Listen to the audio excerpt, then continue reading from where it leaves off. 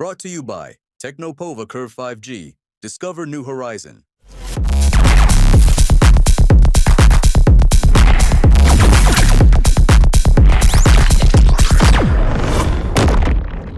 संतोष जी, सबसे पहले तो मैं आपसे सवाल करना चाहूंगी कि जगदानंद सिंह और तेजस्वी यादव की बीच जो दूरी की बात है, कोई एक दिन में तो उजागर नहीं हुई है। अब धीरे धीरे खुलता हुआ राजनीतिक ड्रामा है और जिसका क्लाइमेक्स हमें देखने को मिला था रामगढ़ उपचुनाव में।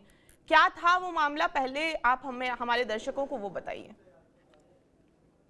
देखिए, रामगढ़ उपचुनाव में जगदानंद सिंह का सीधा सीधा आरोप था कि संजय यादव और शक्ति यादव, ये दोनों कई वहां के यादव के बड़े नेता थे, उनको फोन कॉल करके इनको वोट नहीं करना है का उनके पास कुछ प्रूफ भी था। वो प्रूफ उन्होंने लालू जी को दिया, कहा कि ऐसे में पार्टी और संगठन चलाना बहुत मुश्किल है।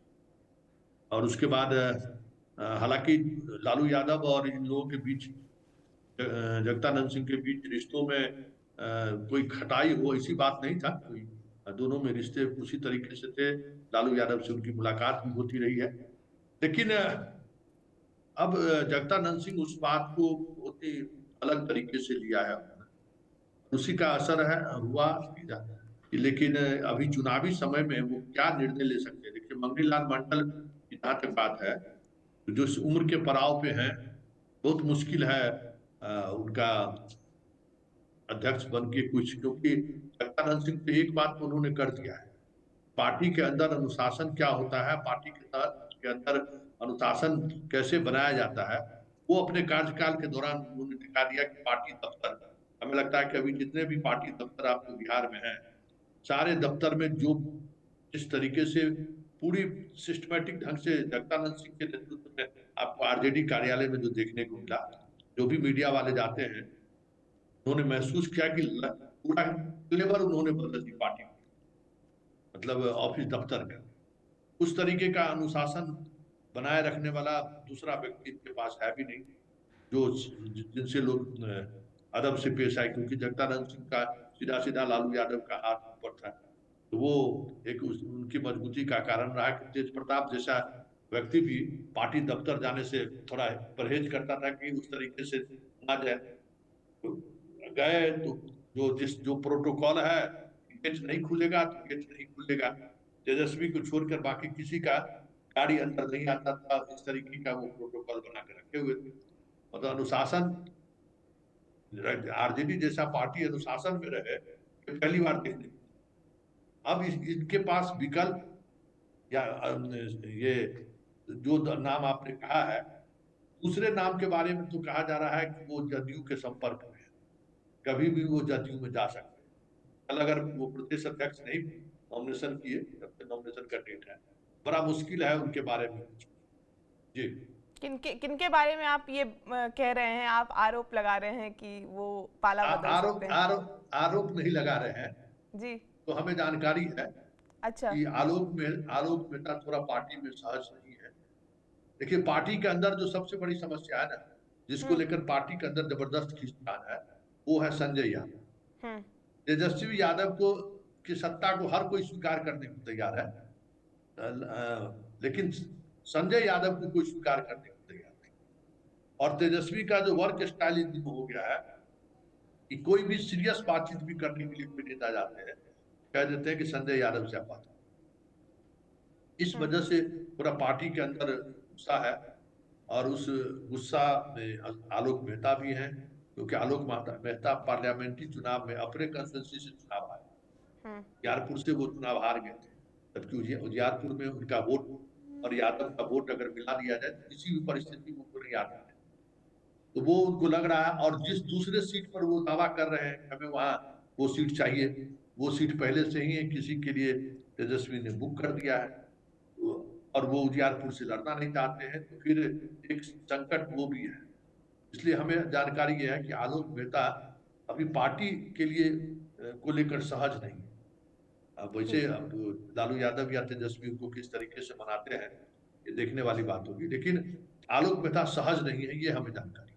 और इसका कारण संजय यादव है, जो तेज प्रताप लगातार जयचंद का जिक्र कर रहे थे और कहा जा रहा था कि संजय यादव ही जो हैं उन्हीं के बारे में ये जिक्र हो रहा था, तो आलोक मेहता इस वजह से सहज नहीं महसूस कर रहे हैं, आपका ये कहना है? वो इंफॉर्मेशन तो यही है कि अब बहुत मुश्किल है हाँ। क्योंकि ये इंफॉर्मेशन बहुत सतही इंफॉर्मेशन नहीं, बहुत कंक्रीट इंफॉर्मेशन मेरे पास है। और हाल कुछ दिनों से आलोक मेहता की वो गतिविधि भी नहीं देखने को मिला है। हमारी नज़र हमरा जिले से वो आते हैं और उनकी राजनीति को हम बहुत करीब से समझ भी रहे हैं, जान भी रहे हैं।